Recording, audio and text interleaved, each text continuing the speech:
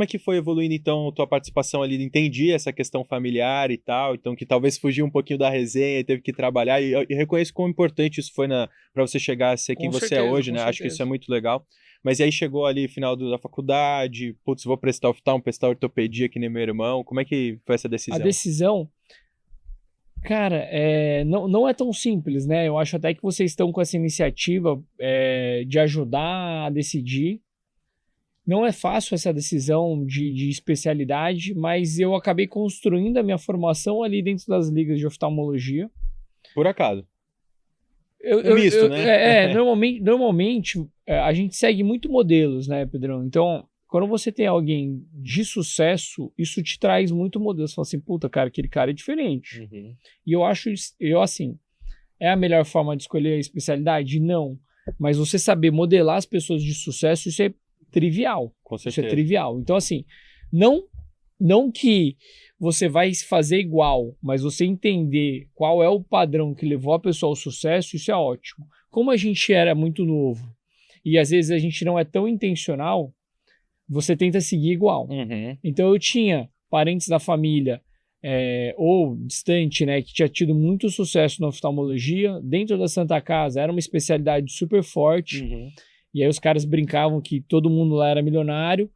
Então, cara, você começa... Isso brilhou o olho no começo, assim. Não que eu sou movido a dinheiro, pelo contrário. Mas eu, pensando retrospectivamente, eu acho que grande parte drivou isso. Uhum. Mas aí eu fiz a minha parte. Fiz liga acadêmica, fui da diretoria da liga, gostava de cirurgia, gostava de atender.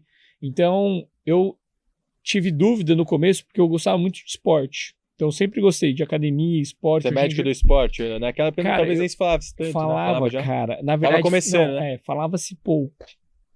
Mas era assim, era a minha paixão da faculdade, cara. Então, assim, eu sempre treinei futebol, academia, mas do meio do segundo, terceiro ano, a gente começou a ficar fissurado, cara. Então, era tipo, marmita, teu grupo de amigos, dieta, assim. Cara, a gente levava marmita, comia no meio da aula. Aqueles Cara, ovos podres, né? Era uma coisa horrível, cara. Era uma coisa horrível. Eu não recomendo. Não recomendo, mas a gente estudava muito isso e eu queria fazer. Legal. Então eu pensava muito, puta, acho que eu vou fazer endócrino, vou fazer nutrologia e tal. Só que, pô, eu tava com um filho e eu sei que a carreira do clínico, ela é um pouco mais dolorida, né, Pedrão? Então, assim, a gente sabe que é difícil você escalar. E aí foi mais ou menos esse caminho. Eu falei, putz, cara, acho que vai ser mais difícil esse caminho aqui. Vou para oftalmologia, apesar de ser muito mais concorrida, né? É difícil passar muito em oftalmo. Eu não sei como é que, assim, hoje em dia tá cada vez mais concorrido, mas naquela época era muito complexo, cara. Eu lembro que eu comecei o 5º ano, decidido que eu ia fazer oftalmo. É, isso que eu ia perguntar. Quando foi o momento que você bateu mais ou menos o martelo? Ah, não, eu já tinha desenhado, mas, por exemplo assim, no 5º ano, eu tinha um grupo. Era eu e mais 2 amigos principais, mas a gente tinha um grupo grande. Nós 3 tinha desenhado a carreira para oftalmologia. Uhum. Esses meus outros 2 amigos, eles foram para rádio.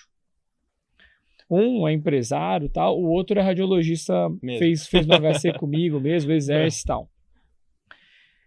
Aí eu decidi que ia fazer oftalmo, só que eu tava muito distante do meu sonho, cara. Muito distante, Pedrão. Apesar de eu ter mudado a minha postura, né, de não ser mais aquele cara da resenha, eu não era o cara mais estudioso. Você entendeu? Porque, pô, de novo, tinha vários percalços, não era a minha postura. Eu sempre fui o cara do sprint final. Chega perto da prova, você dá o gásinho. Então eu cheguei no 6º ano, cara, eu era, tipo assim, tava mais do meio pro fundo da sala. E aí não tinha chance nenhuma de aprovar, cara. Eu não ia aprovar nem na Santa Casa. Ou, não que nem na Santa Casa, né? Mas como a gente tem essa instituição, sim, você tem essa meio que obrigatoriedade ali, né? Pelo menos eu tinha essa obrigatoriedade. E aí, no 5º ano a gente estudou um pouco, mas também não era muita dedicação, mas no 6º ano a gente se trancou, cara. Me tranquei, falei assim, agora o jogo vai virar. Legal. Sabe o que me chamou a atenção na tua história? Eu acho que faz parte, assim, a gente que está muito ligado com outros alunos frente ao processo de escolha da especialidade, que acho que o exemplo, né, a influência, ela pode ser positiva ou negativa, e acho que o que a gente mais defende lá na Tijolos é você reconhecer a influência. Então, a gente está sendo influenciado o tempo todo. Não tem como você falar que você não está sendo, né? Mas reconhecer a influência, se ela é positiva ou negativa, é importante no teu processo de escolha. E acho que você reconhecia que você estava sendo influenciado positivamente pelos exemplos ao seu redor da oftalmo, e faz parte, mas ao mesmo tempo você experimentou.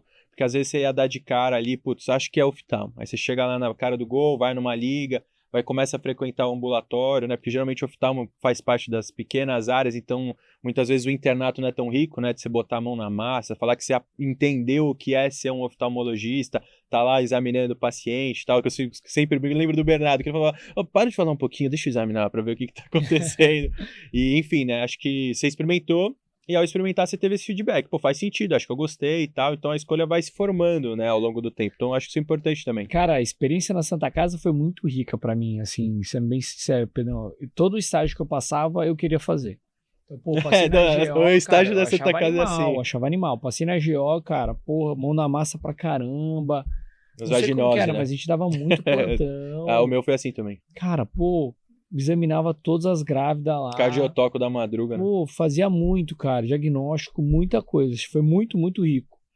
Aí foi pra pediatria também, cara. Pô, o corpo docente lá muito fera. Legal mesmo. Me identifiquei pra caramba. Cirurgia, mão na massa. Clínica médica. Não. Clínica médica, confesso que eu Foi a única que não titubeei tanto tá. assim. Mas é muito bom também, pronto-socorro e tal. O time é muito bom. E acho que só preventivo aqui, acho que eu não tinha muita aptidão, não. Mas era legal também, estágio bom, você aprende muita coisa. Na minha época era o Ale Cizílio, cara. O cara fora, era a Karina e o Ale Cizílio. Sim, são dois feras. Cara, fora da curva, foi muito fora da curva. Ó, eu até vou aproveitar, depois eu vou pegar esse corte e vou mandar pro Ale, que ele tá me devendo uma gravação já faz tempo de Cara, tentar. o Ale é muito bom. Compromissado, o Ale sempre tá fugindo de mim, mas eu vou pegar ele na O Ale é muito bom, um cara diferenciado. Mas aí como é que foi então? Beleza, sexto ano, Boca do Gol, aí você passou lá no HC, ou você estudou pra caramba e deu certo? Cara, eu estudei muito e deu certo. Então assim, eu estudei muito, eu me tranquei mesmo, estudava todo dia. Não deixei de treinar, então eu ia pra academia todo dia 4 horas da manhã. E aí ia com meu irmão, a gente treinava de manhã, eu chegava na Santa Casa, antes de abrir a biblioteca, dava uma revisadinha. Aí ia pro internato transpirando, cara, porque começava a fazer até hemogênese ali da academia. Aquele pronto-socorro. Suando já lá, nesse ar-condicionado. E aí, pô, estudei pra caramba. Então, mantive uma rotina bem regrada de estudo. Estudei bastante, treinei, cuidei da minha saúde mental. E aquele negócio, né, Pedrão? Concurso, cara, não basta você saber muito. Então, a gente brinca, tem alguns pilares, né? Então, primeiro, você tem que ter conhecimento sobre o assunto.